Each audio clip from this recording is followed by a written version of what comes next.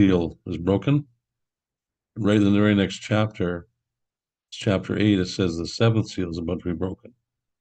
And it goes all the way up to the remaining three angels to the 10th and 11th chapter. So, yeah, there's some cool things we could chat about sometimes. But I liked your presentation. It ties in with a lot of what I would talk about too, just in different way.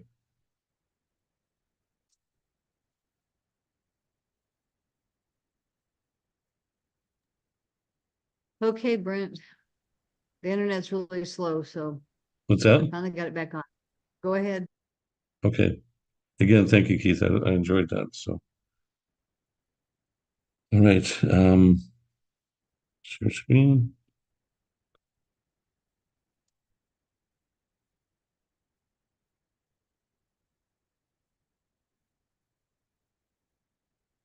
Yeah, view.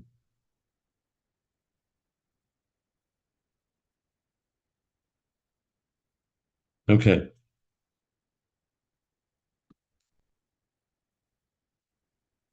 My time here.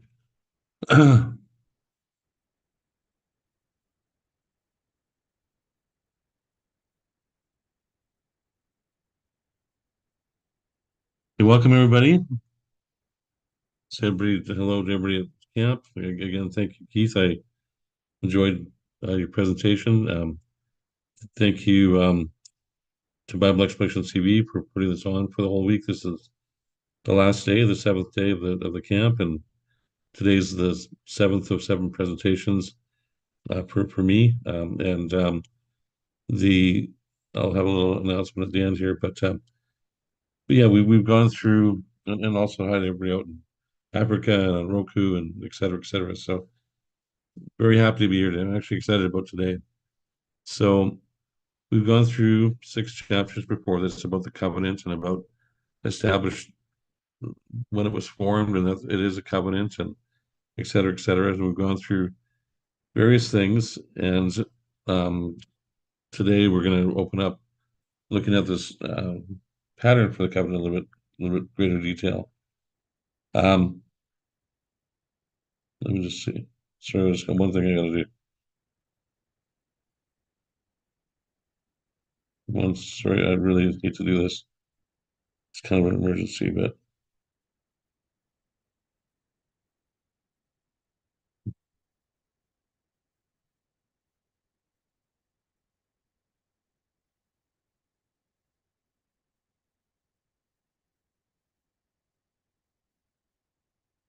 I'm really sorry about that. Okay. Sorry about that. So today, when we look at this pattern, it might look like a very messy pattern. It's got all these names and all these things. But I hope by the end of this presentation, in the next hour, you're going to see this really, really clearly. These are all the fulfilled times between Adam and Jesus. And they have all these numbers in here that we're going to go through, but in a way that I hope that it'll make it easy to understand. But the first thing that we have to realize is that every temple, every religious temple, all the pagan temples, all have one thing in common, and that's they're in fact religious observatories. The occult, or the secret astronomical knowledge of the wise ones, gained through their observance of the celestial bodies, was employed to ensure their temples always demonstrated favor of the gods. On their holy days, a ray of light from the sun, moon, or stars would shine in one of the most holy graven images.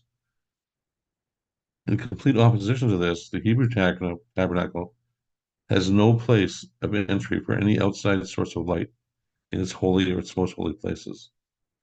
The entrance gate was at the east, and the most holy at the west. So the priests ministered with their backs towards the sun. And rather than fictitiously awaiting some confirmation from the light of the sun or stars or whatever, the tabernacle or temple, which was a pattern given to Moses as the mediator, a pattern of his covenant, awaited its confirmation of Genesis 3:15. from the Son of Man and the Son of God to actually appear at this temple. A little bit of a typo there. So in other words, it's completely opposite to it. Although, but the thing it has in common is that all these all these types of temples, whatever, all I mean, you look at it, it looks like a clock, and depending whether it's the sun or the stars, through these little beams, through these portholes, through these pre-made configurations to wherever their holy shrine was, maybe in the middle of this, whatever, at a certain day of the year or a certain time at night or daytime, then a little beam of light would shine through these stones and light up that thing and be okay. See, we have the confirmation that the gods are with us. We're the chosen people, et cetera, et cetera. It was all fictitious. They knew before they built it exactly through thousands of years of observations of the sun and the moon and all the celestial bodies. They knew when those things were going to happen, and they set it up accordingly. So that, but the people didn't know that because this information, when you read in the Bible about, like in the book of Daniel and stuff like that, you read about the wise men and things like that. And Nebuchadnezzar pulls a fast one on him. He says, "Tell me the dream and the interpretation." But they couldn't do it because it was all phony what they did. Everything they did was a cult. They didn't have any real power. It was just deceit. And so, but the Hebrew tabernacle was, like I said, there's no place for light to get into it. The gate was on the east, most holy place on the west, and most importantly, it was a tabernacle. It was a pattern of the covenant. Its fulfillment would be when the Son of Man, Son of God, actually appeared at that temple, which he did, and which we read about. So, just want to, but temples have an element about time. They all have an element about time. The Hebrew tabernacle, in fact, is the only authentic structure foretold and fulfilled time. The difference between a tabernacle and a temple rests solely on their permanence. They're both worship centers built in strict accordance of a pattern given in the Word of God. The tabernacle was made as a mobile house of worship, according to the plan revealed by God to Moses during Egypt. It was during their wanderings. That's why it had to be mobile. The temple was built by King Solomon in accordance to a plan from King David as a lasting place of worship once the nation was living in the promised land. So in our studies, we've used the tabernacle blueprint because it's more detailed than the temple plan. And also, we observed that God warned Moses 3 times not to deviate from this God-given pattern. So we use the tabernacle pattern, but it's interchangeable with the temple. In the last chapter, we touched on a few things that will be expanded upon in this chapter.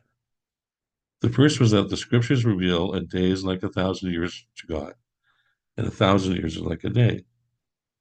We observed an example of this in the years from the flood given for the temple construction and the consecration, compared to the 1,000 times in days from Adam given for the birth and baptism of Jesus Christ. So, just want to explain that basically. So, we saw a direct example of a day is like 1,000 years, 1,000 years like a day. And why this becomes increasingly important is because this pattern is a day as 1,000, which I'll hopefully be able to show you by the end of today. A day is 1,000 years. So we should expect in the 7,000s here, in the after the 6,000s completed, we should expect its fulfillment. And we're going to look at evidence of why we should expect that. We also looked previously at when we did a comparison, we did a little chart. We're comparing the 1.5 to 2.5 of the mercy seat. We had Adam, Noah, and Jesus in that pattern. And we saw that in their timelines, it was fulfilled that 1.5 times 2.5 mercy seat pattern perfectly. But let me just explain that a little bit as well. So we start with Adam, Noah, and Jesus because the worship pattern given to Moses for the tabernacle is that of the covenant. And in Adam, Noah, and Jesus, we are given to observe that each is associated with the three great judgments accounts of the Bible. So the three great judgments accounts for the covenant. Adam in the judgment of the garden, Noah in the judgment of the flood, and Noah becomes the second person entered into the covenant. So Noah, the judgment of the flood, and Jesus in the judgment of the cross and the fulfillment of the covenant. Now we're going to look, as we expand the series, we're going to also look at Abraham, who was entered into the covenant, and we're going to look at King David, who was entered into the covenant. They all have, as the covenant progressed, but for now, why Adam, Noah, and Jesus stand out a little bit as anchors for it all. It's because they're in the judgment and fulfillment of the covenant category. So they become the anchors. And you need at least 3 points of reference to to establish a pattern. So, for example, if I take two numbers, this third number could be any number, and you can't understand what the pattern is with only two numbers. So you can't observe a pattern, you can't establish a pattern. But with three numbers at least, you can begin to observe a pattern where you can infer the next number. So 1, 3, 5. Well, the next number most likely would be 7. If it's not, then the more numbers you have, the more points of reference you have, the easier it is to observe and establish a pattern. And that's what we're really looking at right now is there a pattern here in the biblical timelines and um, in the tabernacle itself, which establishes that it really is from God. It's like supernatural evidence of its prophetic truth. So today we're going to add two other reference points to help us observe and establish this God-given pattern. And because it's the covenant, those we add will be in direct relation to the ongoing fulfillment of the same covenant. So this covenant was being fulfilled all the way from Adam, all the way to Jesus, when the first part of it was fulfilled, all the way to our time at the return, when the last part's fulfilled. But we so we add Enoch and we add um, Moses. So who's Enoch? And Enoch lived 1605 years and begot Methuselah. Now remember, Methuselah is the one that his name literally means when he dies, it shall come. So when Methuselah um, died, the flood came the very next year, well, the very right at that time. So Enoch's important for that.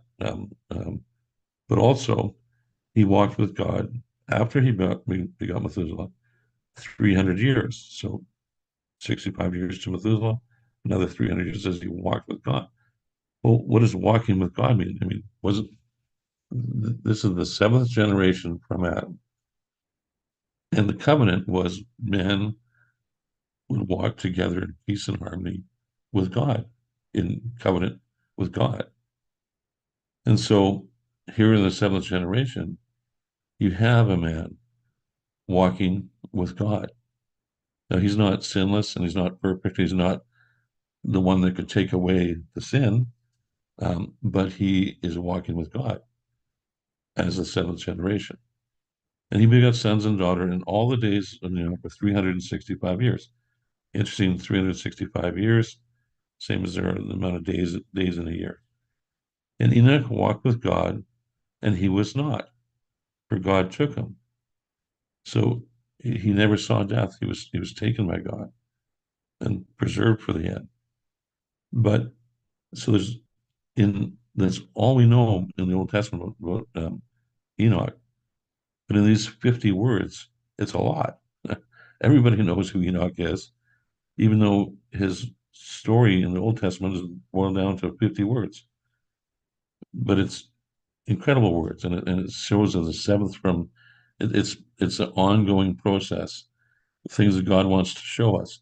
Every time we see something kind of supernatural, a lot of people skip over it because they can't relate to it. It hasn't happened to me. You know, and and because you have to kind of stop and go, what did it say? God took him, and he walked with God.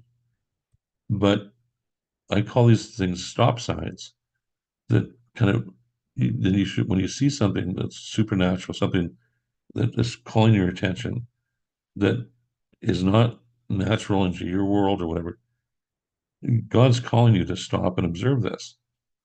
And if you don't, it's like running the stop sign. Every time you get to these parts of the Bible that are a little different, supernatural, whatever, you just skip by it. And then in the end, there's 30 places in the Bible that you run the stop sign that you never ever understand, never really. And these are where the biggest blessings are. So we have Enoch, the seventh from Adam, and then we have Moses. So why Moses? Well, Moses was chosen as the mediator of the covenant. He was given the fullest vision of it. He was given the pattern that we're studying and told not to deviate from this pattern. So Moses was born in a time when his people, the Israelites, were enslaved in Egypt. Moses, Hebrew's mother, Jochebed, secretly hid him from when Pharaoh ordered all newborn Hebrew boys to be killed in order to reduce the population of the Israelites. Using a little ark, which is the only other time the word ark is used in the Bible. Through Pharaoh's daughter, the child was adopted as a foundling from the Nile and grew up with the Egyptian royal family. After killing an Egyptian slave master who was beating a Hebrew slave, Moses fled across the Red Sea to Midian, where he encountered the Lord speaking to him from within a burning bush on Mount Horeb, where that's where he says, I am who I am. What's where Moses learned the name personally. Um, Burning bush on Mount Horeb, which he regarded as the mountain of God. The Lord sent Moses back to Egypt to demand the release of the Israelites from slavery. Moses said that he could not speak eloquently, so the Lord allowed Aaron, his elder brother, to become the spokesperson. After the 10 plagues, Moses led the exodus of Israelites out of Egypt and across the Red Sea, after which they based themselves at Mount Sinai, where Moses received the 10 commandments and the tabernacle pattern. After 40 years of wandering the desert, Moses died on Mount Nebo at the age of 120 within sight of the promised land. He was a mediator, but also Moses. It says he was a friend of God. Moses walked with God as well. And so these two people are being we add and see when did the events in their life that they're known for, when do those things occur? And so when we look at this, we saw before that from Adam to the Ark of Noah is 1600, the first number is 1656 years. From the Ark of Noah to the baptism of Jesus, Mr. Jesus, it's 2,484 years. This is exactly 1.5 times. The second number is 1.5 times the first. And the total length of time from Adam to Jesus is 2.5. So 4140 is 1656 times 2.5, and 2044 is 1656 times 1.5. But now we add Enoch in here. So he comes in here, the seventh generation, and 621 years passed before his birth, 1,035 after. So from uh, his birth to the flood of Noah, it's 1,035 years. Then we look at the second person we had in here, Moses, and he's born 931 and a half years after the flood. And from Moses to the baptism of Jesus is another 15,525 years. Sounds like these odd, confusing uh, numbers, but they're the real numbers. I'll show you why they're important in a second. So the total time from Adam at creation and to the birth of Moses is 2587.5 years. How do we get that number? 1656 plus 931 and a half is 25875 years. So we have these numbers here. And I'm going to show you those numbers both in the biblical timelines, in observed time, and then we're going to go inside the tabernacle and see them all over again. So first of all, Enoch, the seventh from Adam, born 621 years after Adam. Moses, mediator of the covenant, born 931 after the Ark of Noah. Well, 621 years times the 1.5 is 931 and a half years. So just as this second period of time is 1.5 the first, Moses is born 1.5 times after Enoch's time. But then what about 2.5? Remember, the mercy seat is 1.5 by 2.5. We take the years of Enoch times 2.5, 621 times 2.5 equals 1552.5. You can take out your calculator, go 621 times 2.5. That's the number you get, which happens to be exactly the number of years from Moses to the ministry of Jesus. And I just want to, carefully think about that for a second. So I said, when you have more than three reference points, you can see is 1.5 times 2.5 that's on the mercy seat. Is that the pattern? Is that how God did things? Is that how, imagine that God would be so omnipresent and omnipowerful that he would cause someone to be born, a flood to happen, someone's ministry to begin, the birth and baptism of Jesus, all according to the pattern of a shepherd in the middle of the desert that built a mercy seat on top of an ark. I don't think Moses, remember at the time of Moses, they're using sundials. At nighttime, when the sun's down, they got to use a water clock to try and estimate the time. They got to use the stars. They don't have they're learning, they're observing time, et cetera, but they don't have the same thing of time that we do today. But also, you have to have another reference point. How would Moses be able to foretell when Jesus was going to be born? If he wanted to just fake it all, go 1.5, he would have been, the reference point.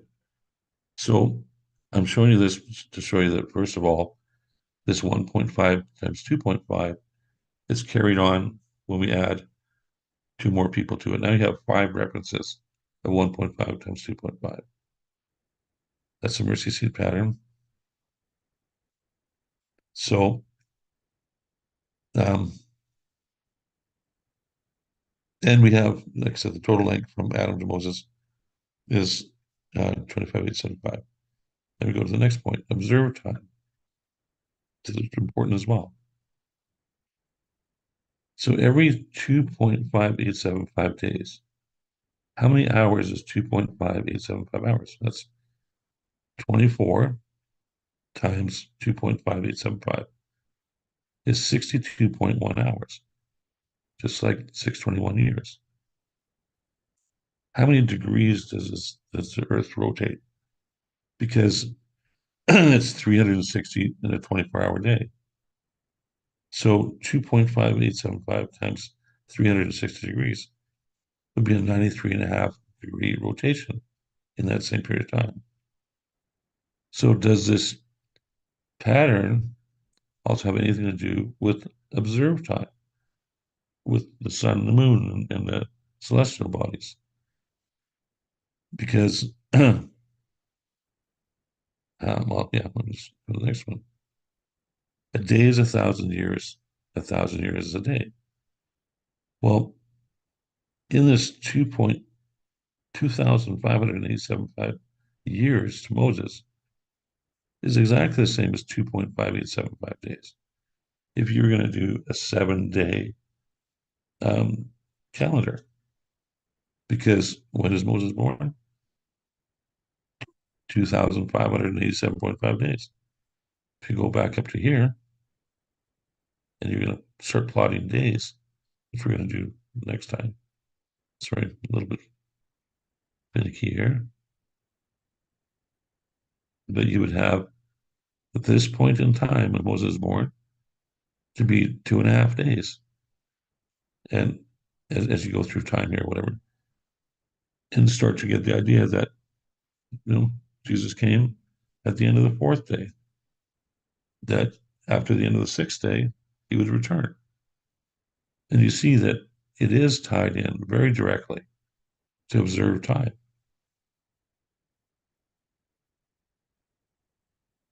Then we go to something else that's going to show how directly it is to observed times. So there's 621 minutes every 10.35 hours. So all you got to do is take 10.35 hours times 60 minutes. It's 621 minutes. So number 621, 1035. What's this first number up here? 621 years to Enoch, 1035 till the flood. Now look at the second number, 931.5 to Moses, 15:5.5 to Jesus.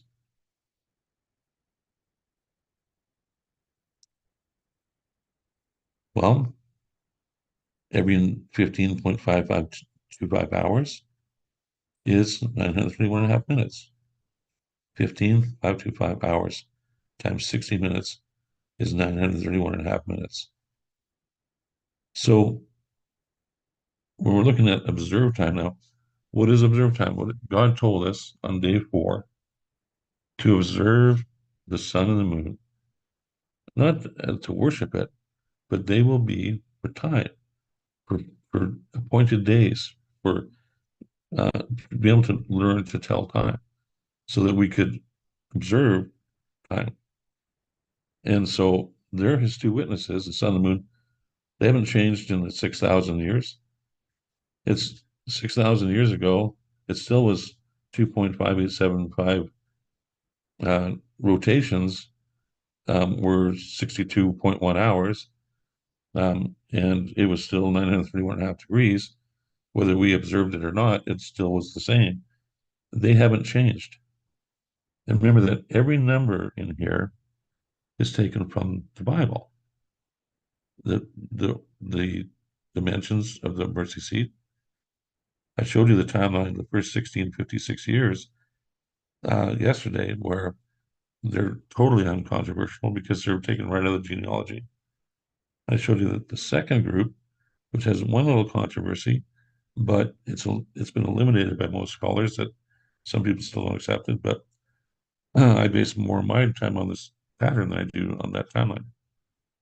But these numbers are taken from the Bible. These references to time are just, you can't change it. It's a reference to time. How many hours in a day? 24. How many, 6.9 days? How many hours is that? 165.6 hours. 24 times 6.9. 1656 years. So, 70 days would be 1656 hours.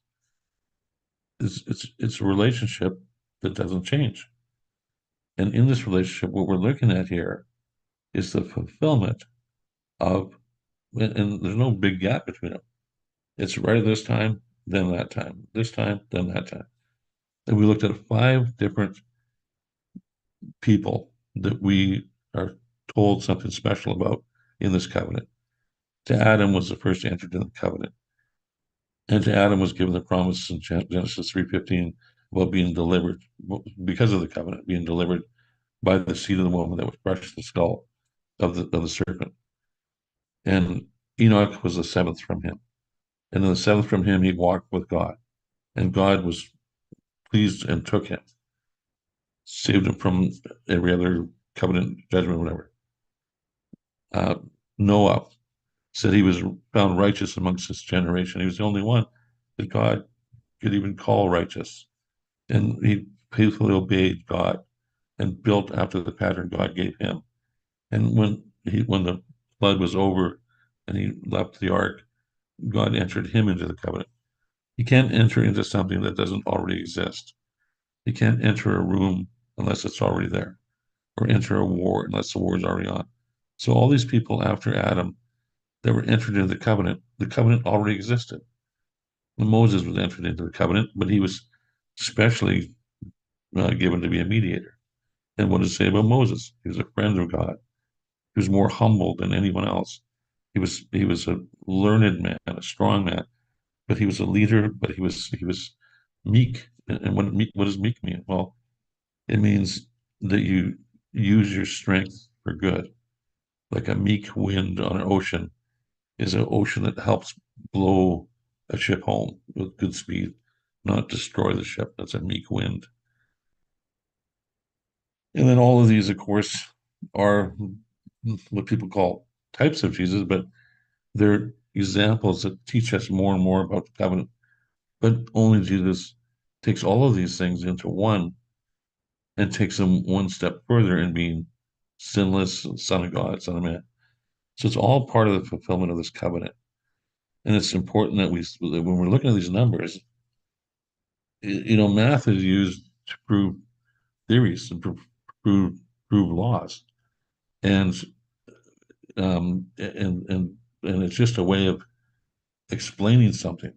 When you're using math, but it is an explanation. It's actually evidence of this pattern. So we've got that,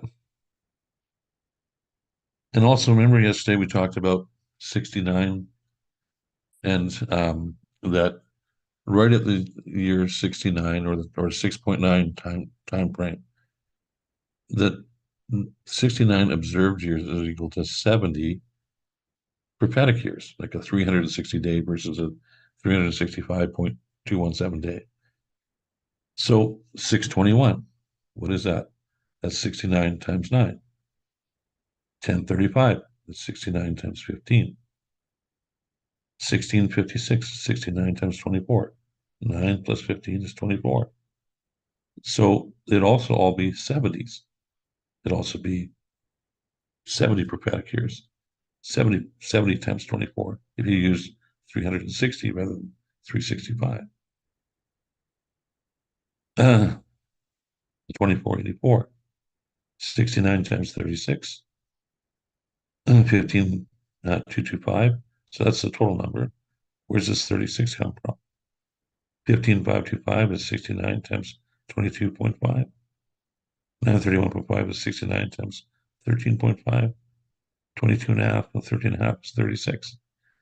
So you have in this 36 the same as you have in a Sabbath year of 7 times 360 would be 2520.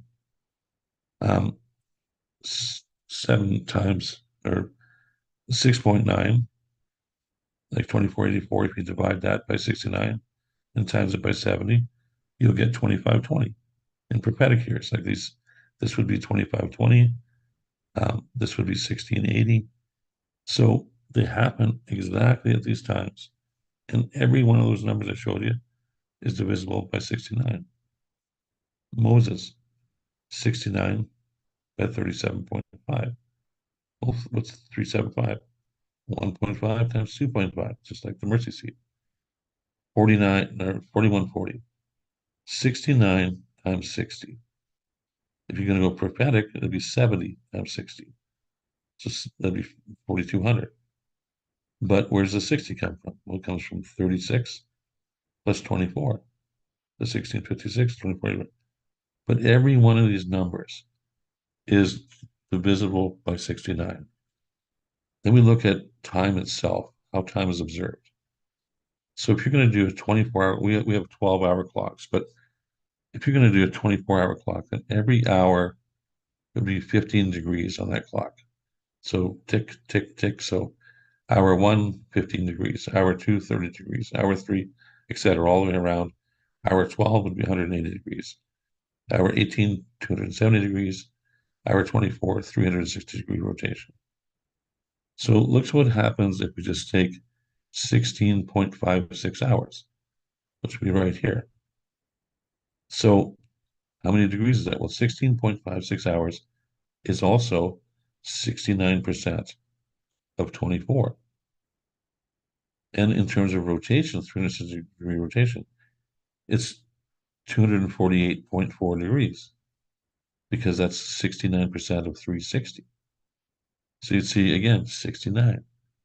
And it has to do with time. Every time you have 16.56 hours or 69% of 24 hours, you're going to have 69% of 360, which is 24.84 degrees. So 69 percent rotation. It's how the Earth actually rotates and how we actually measure time. And it happens to be that there's a certain point of that time when these things happen. And it happens to be that that's exactly when, because we're talking about this whole covenant being a Sabbath certified covenant. It was the seventh day that the covenant was fulfilled. The seventh day when Adam walked and Eve walked together and together with God. Then when he declared the Sabbath and he made it holy. So they all have to do, they all are fulfilled in a Sabbath type of fulfillment. How much time I got here? Okay.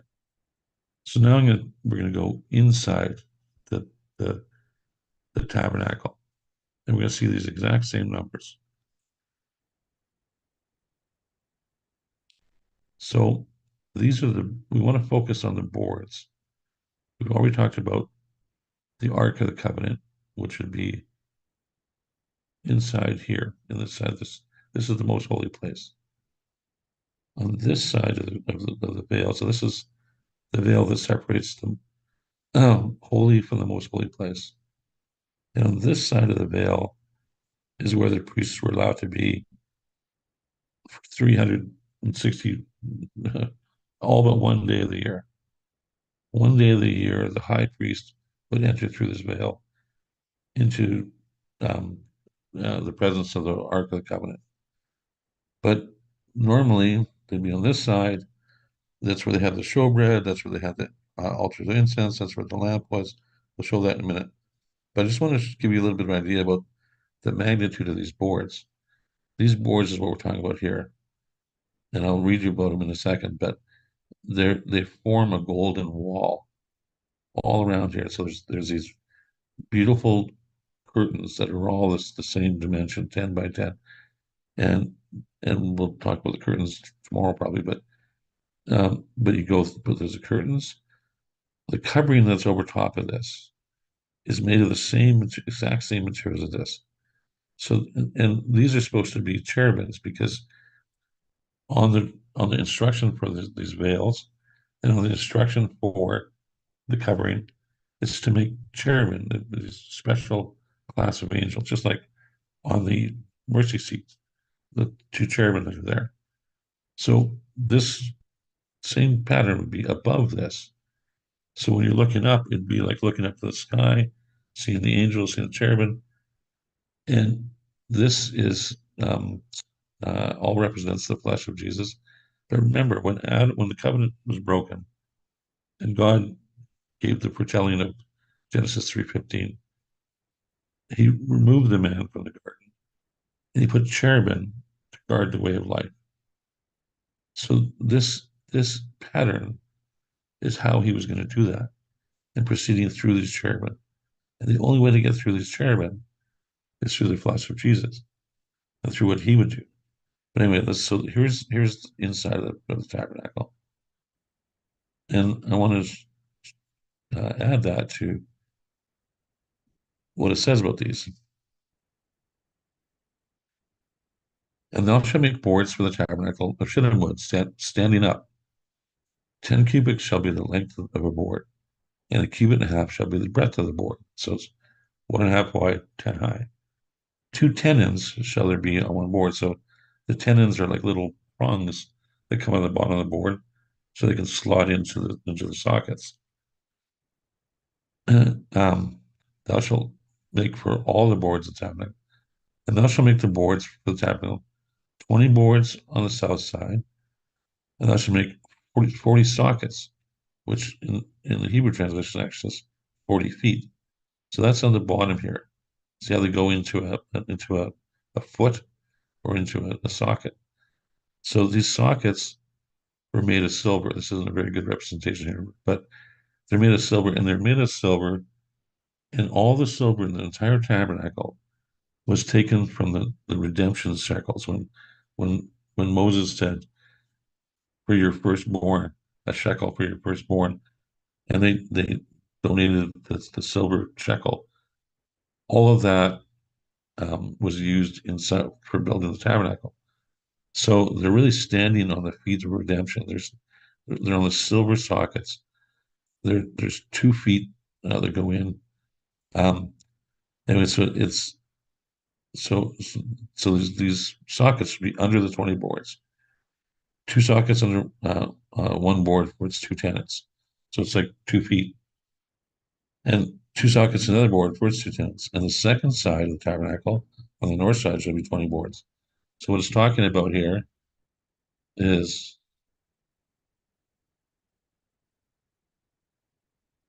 20 boards on this side, 20 boards on this side. It's then going to say, it's going to talk about the boards at the end down here, which I show the front of it, but don't show the rest because I want to show that to you separately the next meeting. But there's no boards on the front. There's these pillars, but there's no boards here. So it's just talking about 20 on one side, 20 on the other side. Second side, and then 40 sockets of silver. And for the sides of the tabernacle westward, so that's where the most holy place is, the far west wall, shall be 6 boards. So 20 and 20 is 40, plus 6 is 46 boards. And the 2 boards shall make for the corner of the tabernacle 2 sides. They shall be coupled together beneath, they shall be coupled together above. That shall be for them. They shall be for the 2 corners. So the other 2 boards that are added are corner boards. They're not part of the inside dimension. And I'll show you that how that's done. Like I said in our next presentation. So altogether, there's 8 at that far wall, but 2 of them are corner boards. And they have the sockets of silver, 16 sockets, 2 sockets under one board, 2 sockets. So we get 46 boards and 2 corner boards.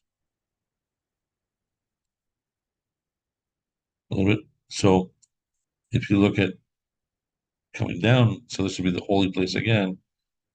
Then you have the 7 pronged candelabra. You have the altar of incense, showbread, table showbread, various vessels. This is just kind of a representation. But I'm just showing you, if you look at these boards, they'll have these sockets behind. They're all joined together to be a wall. Inside, there's no gap. It's just all gold, all gold. This is the curtain that goes into the most holy place. But then I wanted to show you this timeline that we talked about. I took it from the same timeline I showed you earlier. So the birth of Enoch, but his father, um, Jared, so he's born 460 years from Adam. So he's the 6th generation. That's important. Methuselah down here is the son of Enoch. He's the one that, when he passes, the flood will come. And it says birth of Enoch 622 because the 621 years passed. The very next year is when Enoch's born, and 1035 from there. So, and that's the same as every other number. I'll show you when I get a chance. But anyway, so this is from Genesis. It's right from the timeline, and we want to focus now on Jared, 460, 6th generation. Remember, Enoch's 7th generation, he walked with God. 6th generation, 46 boards standing up, height 10. So 46 boards times 10 is 460, just like this is 460. So when you take remember I said the width of each one is 1.5. 10 height times 1.5 width. So that's 460 times 1.5 is 690. So when I take those 690 boards times the 1.5 of the arc width, that's 1035. Remember the number we saw, 1035? Then when I take it times the arc height, 1.5 height, I get 15,525. 1035, 15,525. If I take the 690 boards times the arc width, the 1035, times the length, 2.5, I get 2587.5, exactly when Moses was born. So now I have 25875, 15525, 1035, all just from the 460 boards which are 46 boards, times their height of 10 and times their width of 1.5. It's all there.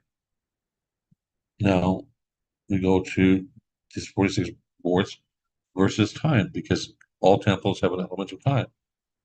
So if I take the 46 boards times 24 hours, that would equal 1104 hours times the arc width, because remember it's 1.5 times 2.5, would equal 1656 times the arc length is 2.5, it's 4140. I do the same thing, take the 46 boards times 24 hours is 1104 times, just this time I use just the board width of 1.5, I get 1656, and then just the arc width, 1.5, I get 2484. Every number that we looked at, which is right here,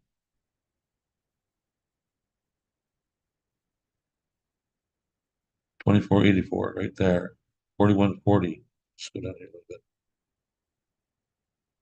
That's the total length from when you add these together. So 4140 right there in Jesus. 1656 right here. 1656 again right here. Um, go up a little bit here. 25875 right there. 15525 right there. Time from Moses to Jesus.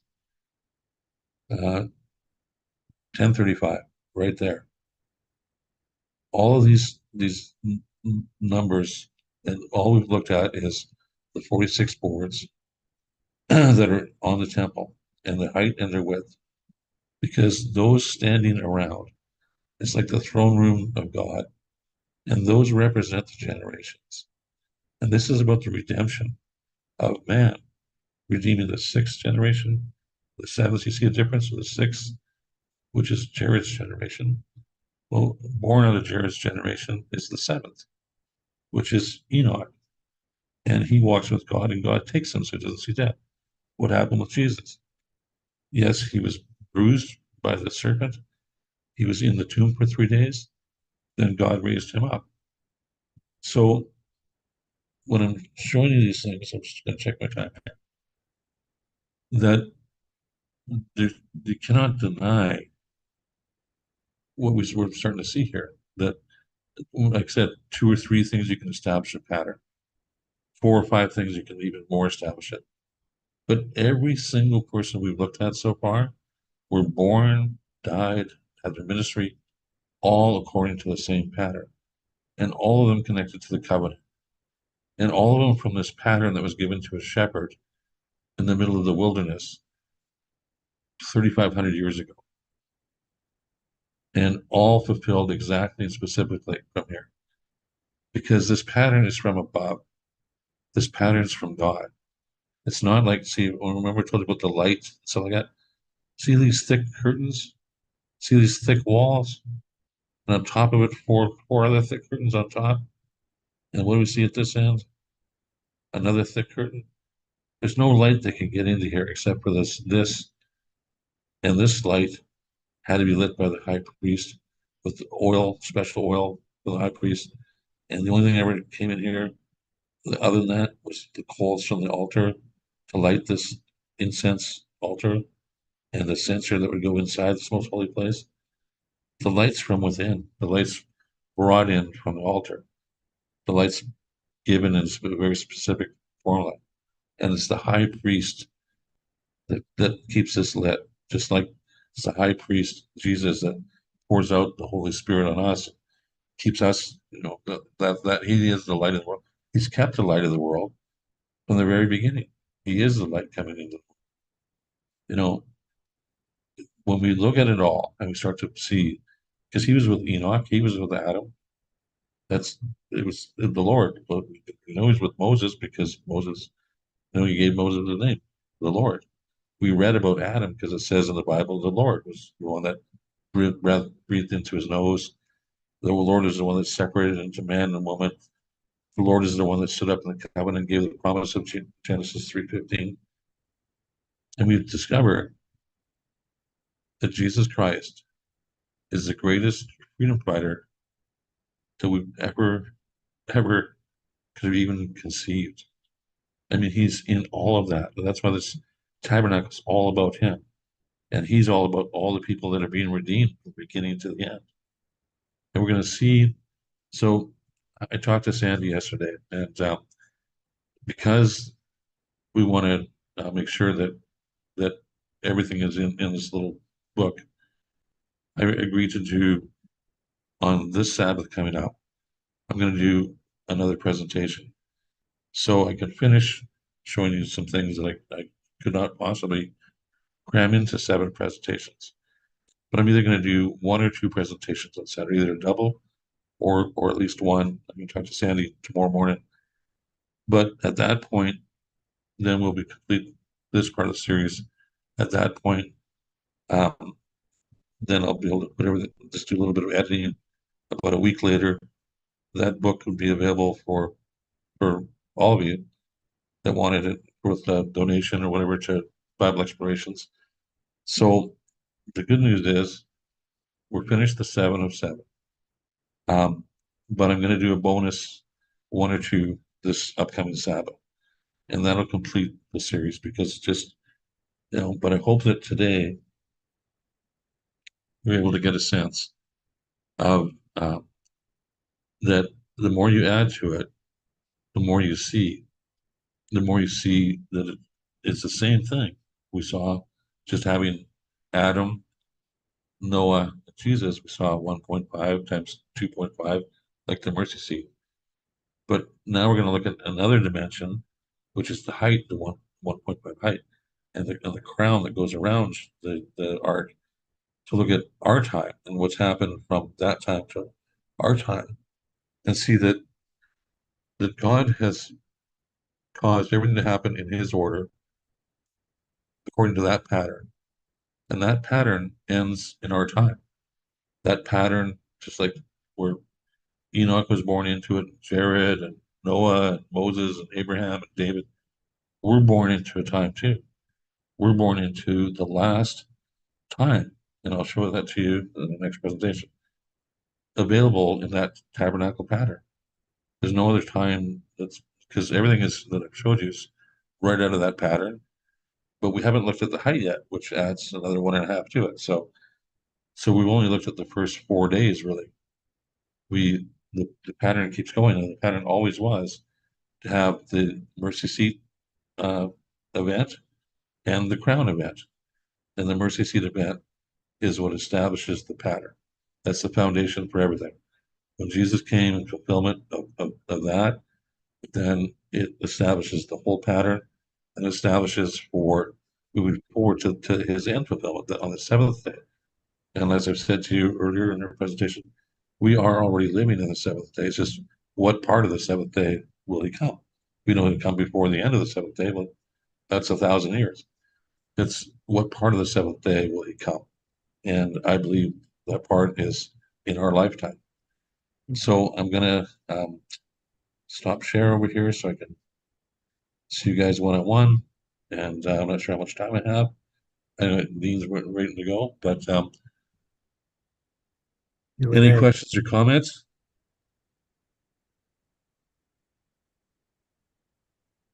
I'm looking forward to the book. It's amazing to me is that God reaches out to each person just where they are and what they enjoy, what they know. For the mathematician that doesn't really deal with the emotional, this is so amazing. And for those that are sort of in the middle like me, this is so amazing. And it's just one more way that God reaches out to his people because he has people everywhere of every walk of life. And this just brings it so much more clear. And it just makes it more personal, I think. Thank you. And Keith was saying earlier in his presentation that reading from Ellen White about how the last day people from the church would be armed with something extra, would be have additional knowledge that the other churches didn't have, the other people. and would have evangelized with this extra zeal. And we are going through math and things like that, but believe me, there's a lot of emotion in it too, because especially when you get to the last time, when you really realize that we're born as, like, you look at all those what I call Bible heroes, like David and Moses and heroes of mine from the Bible, especially Jesus. But to think that we would be born as the last, that we would have a responsibility, opportunity to serve and to go out and speak about him to the world as the last call, that he would preserve us, who's the least of all. It's like Paul said. Paul said he was the least of all the disciples, but he wrote half of the New Testament. He was the disciple for the Gentiles. Well, we're last, and part of our ministry is to, really, to the Jews, is, Jewish people as well, because we understand the sanctuary and things like that, and it's to the whole world where you can talk and relate and say, let me open up the Torah, and you see the same things here. You see the same numbers, the same tabernacle, the same everything. Don't you think it points to Jesus? Is there anybody else that was born at that time, at that exact time, that fulfills this pattern exactly that way? Show me who that is. Because, like I said, when you look at these patterns, Jesus is the one that establishes the third part of that pattern, which is the most important part. If that moves, the whole pattern moves. So you only recognize it, that 1.5 by 2.5, because of the atoning event that happened in his lifetime. That's when you realize how it's related to the time to the flood, and from the flood to his time. But even Moses, I mean, how can you take the boards of the tabernacle and then just times them by the dimensions, and you get 25875? I mean, what an odd year. 2587.5. And that's exactly the year Moses was born. And he's the one writing about this pattern. He never mentions once any of these numbers. He just records the dimensions of 10 high, 6 million, 6 wide, whatever, because that wasn't his role. He just said there's going to be someone raised up from among the brethren that's going to speak, listen to him. And he was concerned about, he never got the chance to enter the promised land himself. And he was concerned about leading the people, about, he just was, he just was so dutiful and so obedient in doing the work he was supposed to do. And because of that, we can observe all these things. And like I said, to me, it's the biggest blessing is it's the same in every Bible, Jewish Bible, um, Greek Septuagint, whatever. That part of the covenant pattern is the exact same. So you can share it with anybody. So anyway, Well, any thank other? you very much. I'm gonna go change the YouTube real quick, but you guys can keep talking. Okay. Thanks, Brent. That's awesome. Thank you, Then Brent. He didn't get to go into the typical promised land, but he was resurrected. Yeah, he was there. And Paul, the one that said he was the least, he had the greatest depth of understanding of all those disciples too, as far as what you've Yeah. been dealing with, dealing with the sanctuary, dealing with that. So he seemed to be the prime choice to take it to the Gentiles. Yeah. Well, Jesus said when